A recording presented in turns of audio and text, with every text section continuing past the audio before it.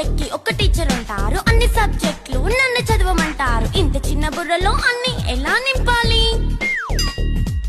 Class work, home work, fair notes అంటారు. Subject కి 3 books పెట్టి బ్యాగ్ నింపుతారు. ఇన్ఫాక్ట్ నా బరువు కన్నా నా బ్యాగ్ బరువే ఎక్కువ.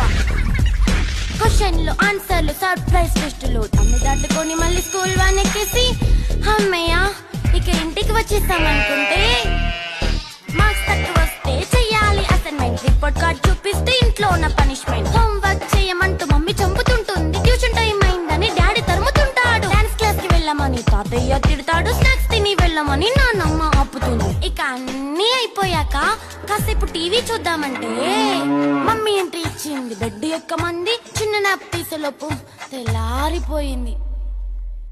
అయ్యో మళ్ళీ మొదలు ఈ స్కూల్ కష్టాలు. ఇక